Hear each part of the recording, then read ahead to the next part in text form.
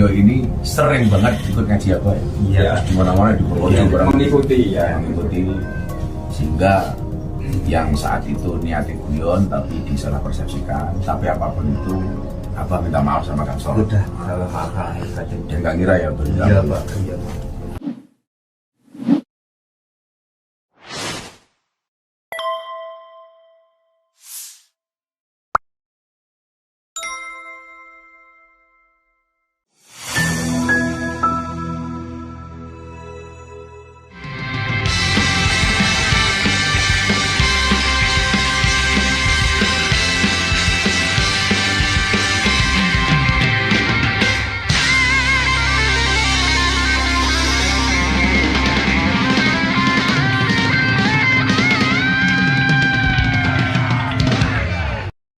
Es tehmu cik oke ra? Masih? Ya kono didol goblok.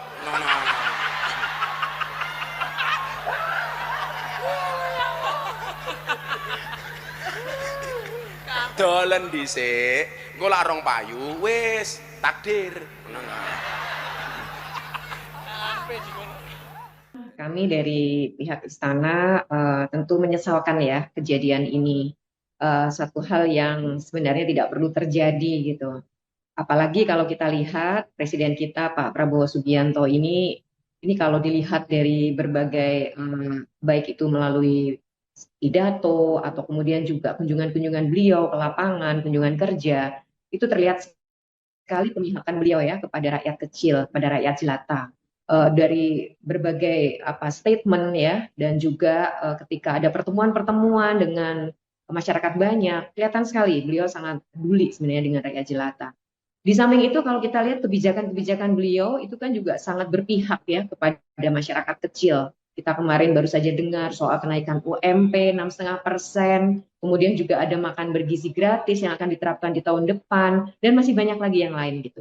Jadi apa yang kemudian terjadi dengan Gus Miftah ini memang sangat kami sesalkan karena tidak mencerminkan apa yang sebenarnya menjadi arahan maupun juga sikap dari Pak Presiden kita selama ini. Jadi itu yang kami berharap ini tidak terjadi lagi, dan kita lihat juga sebenarnya yang bersangkutan juga sudah meminta maaf ya, meskipun sekali lagi kami juga melalui Pak Presiden, melalui Sekretaris Kabinet kan juga sudah langsung menegur ya yang bersangkutan dan segera harus meminta maaf dan kemudian mencari solusi dari permasalahan ini. Saudara boleh bangga jadi sarjana, tapi saya dalam hati saya sebenarnya saya sangat hormat sama pedagang kaki lima, sama tukang ojol, sama tukang bakso, sama petani, sama buruh tani, sama pekerja harian, sama buruh di pelabuhan, sama nelayan yang nyawanya dipertaruhkan untuk cari makan untuk istri dan anaknya. Si pedagang kaki lima tiap hari keluar, dia dorong itu keringat fisik mencari makan untuk anak dan istrinya. Itu yang kita hormati. Mereka mulia, mereka jujur, mereka halal. Assalamualaikum warahmatullahi wabarakatuh. Sobat RH sekalian, jumpa lagi kita di channel yang keren ini. Keren cadas.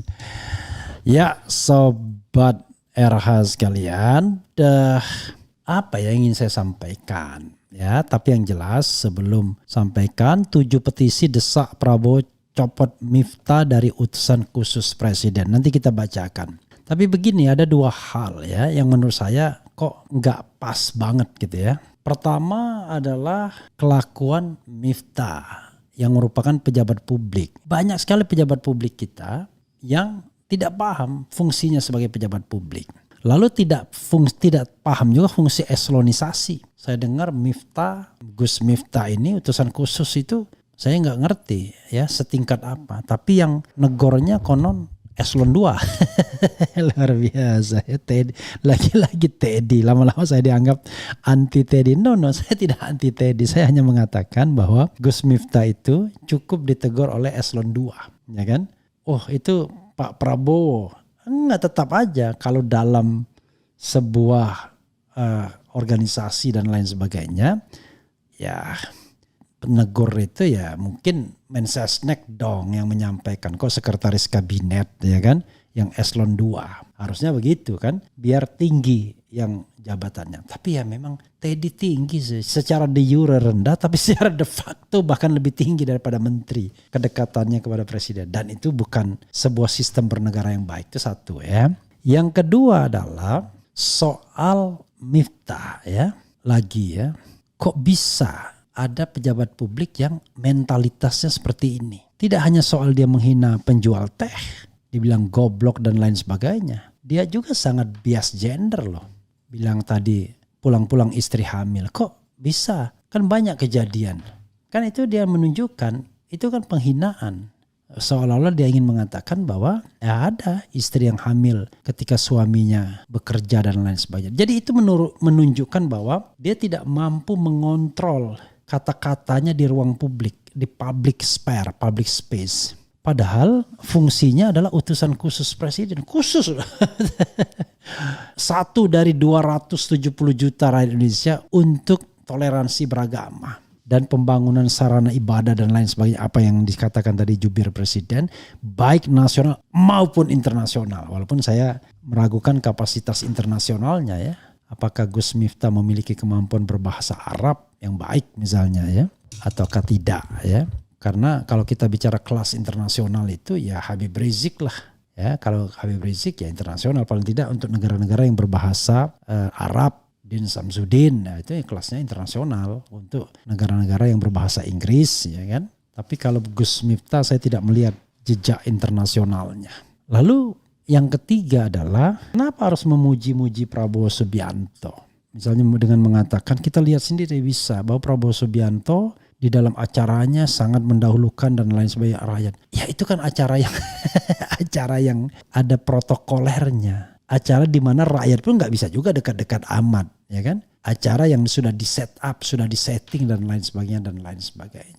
Dan mengundang presiden itu mahal, harus ada clearance dan lain sebagainya dan lain sebagainya. Jadi kalau mau jujur mengundang presiden itu ya merepotkan. Jadi hanya presiden saja yang bisa bikin acara dia sendiri karena semua akan turun. Kepolisian tuh akan turun tuh di sebuah tempat di mana presiden akan turun. Itu presidennya bikin rakyat repot sesungguhnya. Jadi kalau ada tampak dia peduli dengan orang kecil dan lain sebagainya, itu ya sesuatu yang sudah di clearance, sudah yang udahlah kita paham lah protokolernya, ya sudah di clearance ya kan, sudah diseleksi, nggak bisa sembarangan, tidak bisa kemudian tidak ada yang namanya pengamanan, tidak bisa presiden itu langsung disentuh begitu saja. Ya kalau soal ketika kampanye ya iya, tapi ketika jadi jabatan itu sudah ada. Cuman kan mereka-mereka yang memberikan jarak kepada masyarakat itu kan tidak terlihat dalam kamera. Ya, termasuk pencitraannya itu juga ada. Ya, one day saya pernah ngikuti Presiden Jokowi, bukan ngikutin, hadir dalam sebuah peresmian atau peninjauan proyek yang ada Presiden Jokowinya. Iya pencitraan juga, berjalan dia di proyek tersebut dengan didampingi Menteri BUMN dan satunya Menteri Pekerjaan Umum atau Perhubungan ya, sepertinya Menteri Perhubungan jalan dia, wah meninjau lokasi proyek. Tiba-tiba wartawan langsung dari depan memotret dan lain sebagainya. Karena wartawannya dimobilisasi, mana ada rakyat di situ.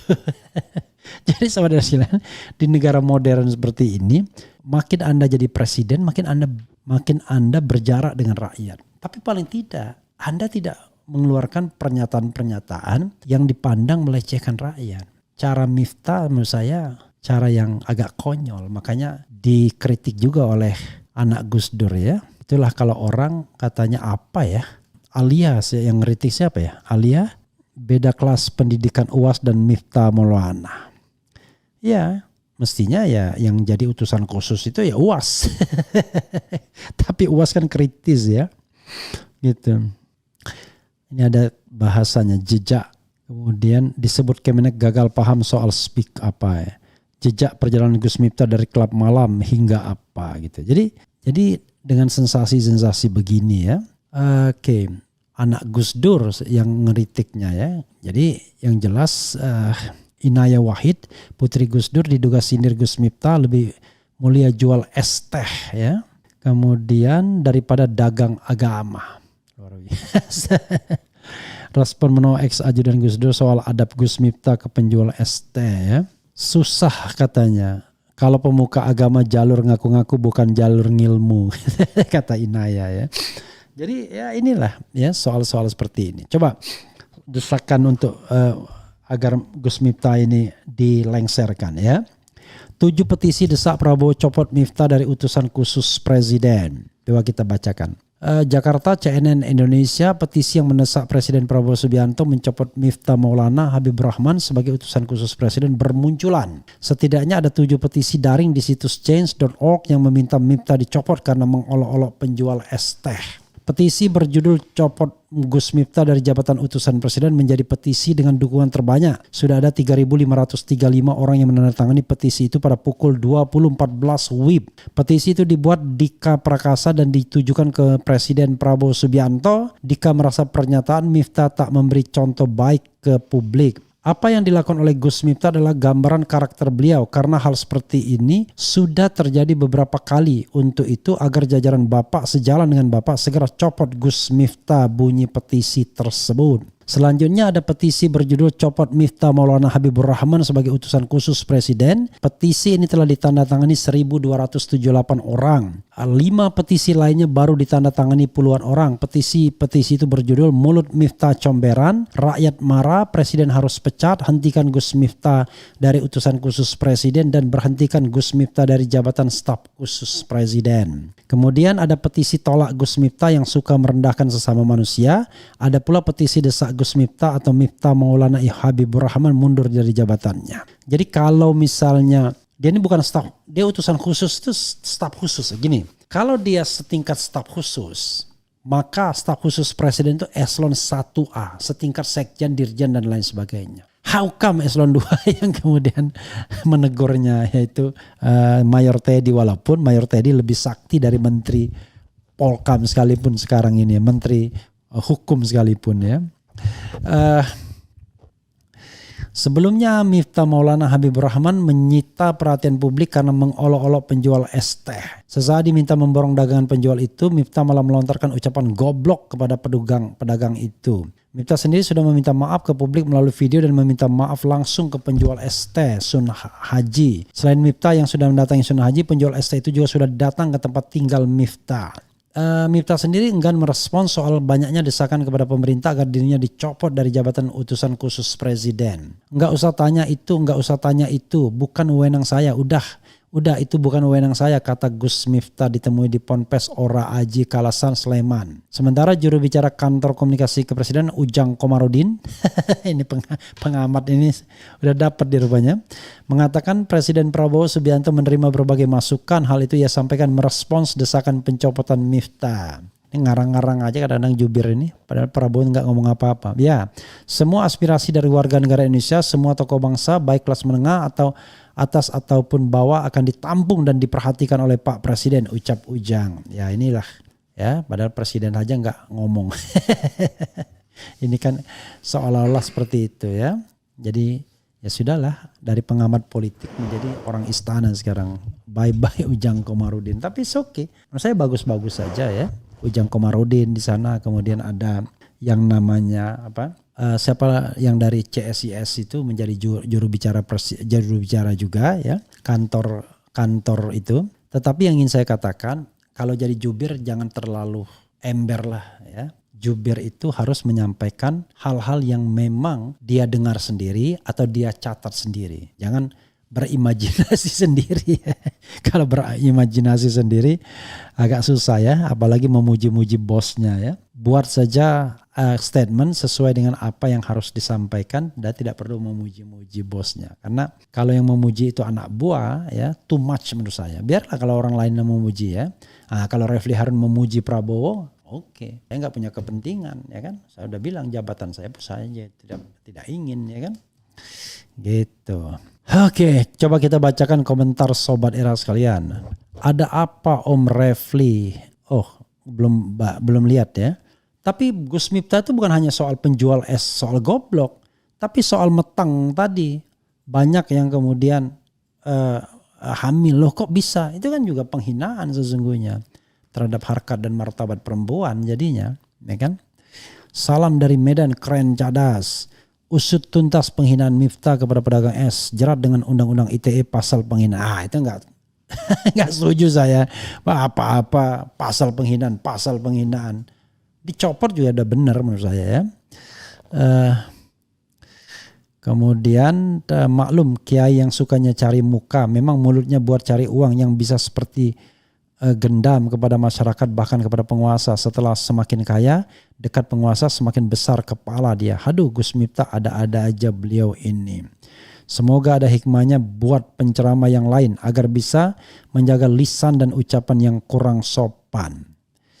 Ya, karena cara bercandanya itu bercanda apa ya? Gini, Ridwan Kamil ngomong soal janda itu sebenarnya itu udah kebiasaan dia. Itulah yang dia sering candakan ya.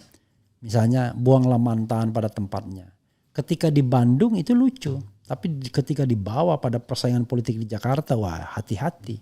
Gus Miftah ketika belum menjadi pejabat publik atau tidak dianggap bagian penjilat kekuasaan, barangkali omongan dia lucu-lucu aja, ketawa-ketawa aja orang.